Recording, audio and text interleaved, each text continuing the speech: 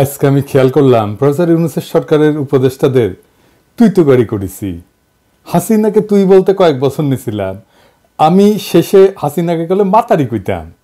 আর ফারুকি প্রিয়াঙ্কা চোপড়ার বয়ফ্রেন্ড আব্দুল হামিদকে তার নেতা বলে ঘোষণা করে। দেখেন, সেই হয় বিপ্লবের পরে উপদেষ্টা, কারণ সংস্কৃতি উপদেষ্টা হওয়ার মতো লোক আর নাই। আবার দেখেন মাহফুজ, ওই যে প্রধান উপদেষ্টার বিশেষ সহকারী ছিল না, ওই আবার সারিন্দা বাজাইছে ফারুকির হইয়া, সার্টিফিকেট দিছে। মনে হয় ফারুকিরা ওই ঢুকাইছে, তাছাড়া সার্টিফিকেট দিতে আগে আসে গে। যাই হোক, আসেন একজন তরুণ আন্দোলনের মাঠের কর্মীর গান শুনি। আমি মুসলমানের মেয়ে, উঠি আজানের সুরে গে, বলি থাক ইসলাম থাক, এটা মুসলমানের ডাক। যদি শয়তানেরাও থাকে, লড়ে পরাজিত করি তাকে, তবু তার অধিকারে রাখি, আমি তারও তো বিপদে থাকি, তাকে মানুষ বলে ডাকি। ছায়ান আমাদের গান গায়ে উদ্দীপ্ত করে নাই শুধু, সে মাঠেও ছিল। সে এমন কোনো লড়াই নাই যেটা ছিল না। সে সংস্কৃতি বেঁচে খায় না। ছায়ানের মতো দর্শনের পাঠ খুব অল্প মানুষের আছে। আমি তাকে ব্যক্তিগতভাবে চিনি, আমার ব্যক্তিগতভাবে বন্ধু মানুষ। বাংলাদেশে তাই সে ছায়ান হয়ে উঠতে পারছে। তার স্টুডিওতে দেখেন ফিলিস্তিনের পতাকা ঝুলে। ছায়ান সংস্কৃতি উপদেষ্টা হলে কি খারাপ হইতো? আর একজন দেখেন, এই যে শহীদুল আলম, তার অবদান কি লড়াই কম? জেলে গেছে, নির্যাতিত হয়েছে, কখনো মুখ বন্ধ করে নাই। তার ভয়েস সারা দুনিয়ায় শুনছে। তার প্রতিষ্ঠিত দৃক গ্যালারি সারা দুনিয়ায় পরিচিত। বাংলাদেশের ফটোগ্রাফিতে তিনি এক হাতে অনন্য উচ্চতায় নিয়ে গেছেন। দুর্দান্ত ইংরেজি বলেন। সারা দুনিয়ায় ওনার বন্ধুরা, হিউম্যান রাইটসে বলেন, আর্ট কালচারে বলেন, পলিটিক্সে বলেন, আমি দেখছি তাদের অনেককেই। দেখেন এই সেই অরুন্ধতী রায়ের সাথে আমাদের আর্ট কালচারের লোকদের যোগাযোগ নাই, কিন্তু উনার আছে। উনারে সংস্কৃতি উপদেষ্টা করা যেত না? সারা দেশ উল্লাস করত, আমরা খুশি হইতাম উনি সংস্কৃতি উপদেষ্টা হইলে। তাহলে ফারুকি কেন? নিশ্চয়ই কোনো বিশেষ কারণ আছে, বিশেষ উদ্দেশ্য আছে। উদ্দেশ্য হইতেছে মুজিব প্রেমীরে দিয়া ইন্ডিয়ান কালচারাল হেজিমনি আর আওয়ামী নটনটিদের পুনর্বাসন করা। আর মাহফুজ ওরা সার্টিফিকেট দিতেছে। এরা জায়গা দিবেন না। এটা জনতার সাথে, বিপ্লবের সাথে, শহীদদের জীবনের সাথে বিশ্বাসঘাতকতা। ওর জান কালা কালা করে দিবেন। এদের যেন প্রত্যেক দিন কাটে ভীতির মধ্যে। যেটি দেখবেন পচা ডিম মারবেন। মোস্তফা সারোয়ার ফারুকিরে পচা ডিম কেমনে চিন্তা হয় জানেন তো? পানির ডুবাবেন ডিম, যেটা ভাসপি সেটা ডিমগুলো পচা। কম দামে পচা ডিম বিক্রি করে মুদির দোকানগুলায়। পচা টমেটো হইলেও চলবি, কাজে লেগে যান। ওর উপদেশটাকে হান্দাই দিব আমরা। দুনিয়াত পচা ডিম, পচা টমেটো পলিটিশিয়ানদের মারা যায়, কোনো অপরাধ নাই। কেউ কইতে পারবে না যে পচা ডিম মারিস, এটা খারাপ কাম করিস, কেউ কইতে পারবে না, এমনকি ওয়েস্টেও না। আরে আমাদের দেশে তো মেকরে দিছিল থাপ্পড়, প্রেসিডেন্ট রে 3 মাসের জেল খাটছে। পলিটিশিয়ানদের পচা ডিম, পচা টমেটো মারা যায়, মারবেন। প্রফেসর ইউনূস আপনারে বলি, আপনি যে ভালসিনগুলোরে নিতেছেন তাদের একটা কাজ দেখায়, এটা কেমন কেমন সেটা দেখেন।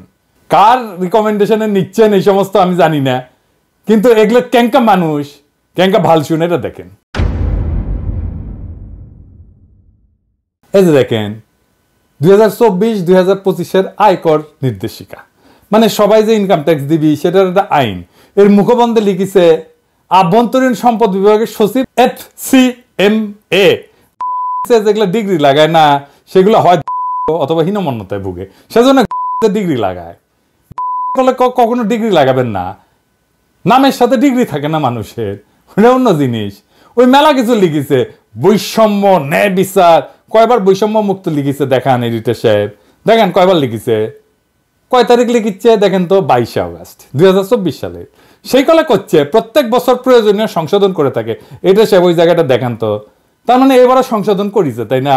হ্যাঁ, খুব ভালো কথা। আসেন 58 পৃষ্ঠায় দেখি, মানে কাদের কাদের ট্যাক্স রেয়াত দেওয়া যাবে, মানে কাদের ট্যাক্স কম দিলেও চলবে। কিছু কাজ করলে সরকার, কিছু যদি ভালো কাজ করে না, ওরা বলে দেয় এই কাজ করলে আপনার কাছ থেকে ট্যাক্স করলে কম নিমু। যেমন ধরেন মুখের কথা তো ট্যাক্সও লাগে না, তাই না? অঙ্কে আর কি, কোথাও যদি দেয় একটা অনুদান দেয় তাহলে ট্যাক্স কম নেয়। তো এখানে অনেক কিছু আছে, কোথায় কোথায় টাকা দিলে সে, দান করলে সে ট্যাক্স নিবে না, কম নিবে। মুক্তিযুদ্ধ জাদুঘরে দেখেছেন, মুক্তিযুদ্ধের স্মৃতি রক্ষার্থে নিয়োজিত প্রতিষ্ঠানে দান। আর কি আর কি আর কি জাতির পিতার স্মৃতি রক্ষার্থে জাতীয় পর্যায়ের প্রতিষ্ঠানে দান। তার মানে 32 নম্বর জাদুঘর অনুদান পাবে। 32 নম্বর জাদুঘরে যদি কেউ এখন অনুদান দেয় সে ট্যাক্স রেয়াত পাবে। প্রফেসর ইউনূসের সরকারে, বিপ্লবের পরবর্তী সরকারে মুক্তিযুদ্ধ জাদুঘর কিভাবে দাঁড়াইছে আর কিভাবে আবার দাঁড়াবে বুঝছেন তো? কেন মোস্তফা সরোয়ার ফারুকী 32 নাম্বার এইটারে আবার সংস্কার করার আওয়াজ দেয়? কেন দেয় বুঝবার পারিছেন তো? এই যে দেখান তো এডিটর সাহেব ওই স্ট্যাটাসটা, এবার বুঝিছেন তো কোনটি কোনটি থেকে কিভাবে কিভাবে কোন দিক দিয়ে মেটিকুলাস ডিজাইন হয়েছে, বুঝিছেন? তার মানে আওয়ামী লীগের সফট পাওয়ার গুলা এই আইনের বলে টাকা পাবে। যে টাকা দিবে সে আয়কর রিবেট পাবে, সে উৎসাহিত হবে। বিপ্লবের পরে এই যে মুখবন্ধ লিখিছে ও ভিতরে পড়ে নাই, যদি পড়ে থাকে তাহলে কেন সংশোধন করলো না? আর যদি না পড়ে তাহলে ওইটাই সাইন করলো কেন? কোথাও কেউ কিছু দেখে না। দেখেন আসিফ নজরুলের মন্ত্রণালয়ের ওয়েবসাইট দেখেন, নিচে যান না এডিটর সাহেব, আরে নিচে যান, আরে না দেখান, দেখেছেন মাননীয় প্রধানমন্ত্রীর কার্যালয়। ওটা যে এখন আর প্রধানমন্ত্রীর কার্যালয় বলে বাংলাদেশে কিছু এক্সিস্ট করে না, এটা এখন প্রধান উপদেষ্টা কার্যালয় হবে, নিজের মন্ত্রণালয়ের ওয়েবসাইট। একবারও দেখেন ওটা সংশোধনই করেনি, দেখেছেন 3 মাস পার হয়ে গেছে। এভাবেই চলিচ্ছে প্রফেসর ইউনূসের প্রশাসন। সব কয়টা অপদার্থ। ভালো একটা বিষয় আছে কলে এটার, বুঝছাও? সেটা হইতেছে যে এত অপদার্থ মানুষ একসাথে টিকিট কেটে কিন্তু দেখতে পারা উচিত। আপনি কিন্তু পাবেন না কোথাও, খুব দুর্লভ কিন্তু এমন অপদার্থ মানুষ এতগুলো একসাথে। কিন্তু আপনি দেখবার পারিচ্ছেন ফ্রি। এটা একটা ভালো জিনিস, বুঝছাও? আর একটা জিনিস আলাপ করি, এই যে গুলি খায় আব্দুল্লাহ মারা গেল না, ও কিন্তু 100 দিন ভুগিছে।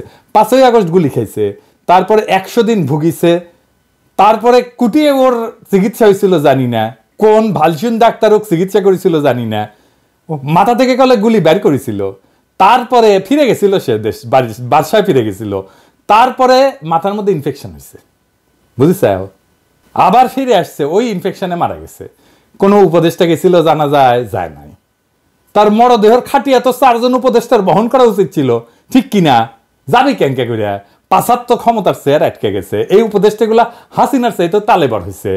হাসিনা যেমন গণভবনে বসে বসে রাষ্ট্র চালাইতো, ঠিক এমনি হাসিনা যেমন মনে করতো যতদিন সে বেঁচে আছে ক্ষমতায় থাকবে, এরা ভাবিচ্ছে চিরজীবন ক্ষমতায় থাকবে। এরা ক্ষমতা থেকে গেলা এতে কি যে আছে কপালে আল্লাহ মানুষ, এরা বাইরে যেতে পারবে কিনা ঘর থেকে কে জানে। আমি তো আমার এপিসোডের শেষে একজন শহীদের গল্প বলি। আজ একজন শহীদের গল্প বলি। 6.5 বছর বয়সী মেয়েটির নাম রিয়া গো। মা বাবার সঙ্গে থাকতো নারায়ণগঞ্জ সদরের নয়ামাটি এলাকায়। 4 তলা বাড়ির ওপরের তলায় থাকতো ওরা। আন্দোলনের রেশ নারায়ণগঞ্জেও ছড়িয়ে পড়েছিল। শুক্রবার বিকেলে নয়ামাটি এলাকায় চলছিল সংঘাত আর গোলাগুলি। সেই গুলিতেই প্রাণ গেল ছোট্ট রিয়ার। দীপক কুমার গোপ ও বিউটি ঘোষ দম্পতির একমাত্র সন্তান ছিল রিয়া। স্থানীয় একটি রড সিমেন্টের দোকানে ব্যবস্থাপকের কাজ করেন দীপক।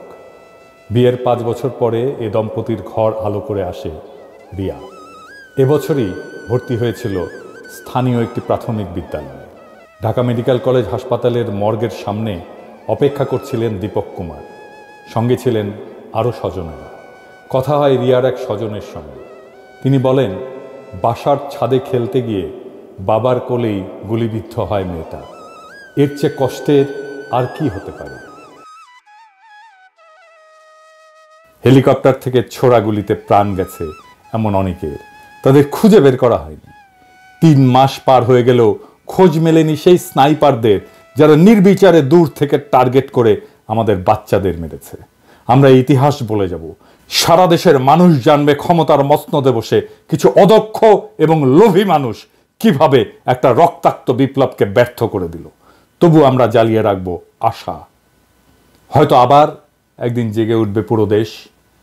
আমরা অসমাপ্ত বিপ্লবকে সম্পন্ন করব, দেশের মানুষকে সাথে নিয়ে রাষ্ট্রের মালিকানা তুলে দেব দরিদ্র নিম্নবিত্তের হাতে। আমি আমার এই স্বপ্ন কখনো লুকাই না। আমরা আমাদের জীবদ্দশায় দেখে যেতে চাই একজন গার্মেন্টস শ্রমিকের মেয়ে ডাক্তার, একজন রিক্সাওয়ালার ছেলে আর্মির জেনারেল, একজন কাজের বুয়ার মেয়ে বিচারপতি হতে পারছে। আমরা ভারতের সাথে চোখে চোখ রেখে বুক চিতায় কথা বলতে পারতেছি। জুলাই আগস্ট আমাদের স্বপ্নকে আকাশে উঠাইছে, আমি ওইখান থেকে নামবো না। বাংলাদেশের মানুষ অসম্ভবকে সম্ভব করা শিখে গেছে, তারা এত সহজে থামবে না। আমরা আবার একদিন আকাশ বাতাস বিদীর্ণ করে আওয়াজ উঠাবো ইনকিলাব জিন্দাবাদ।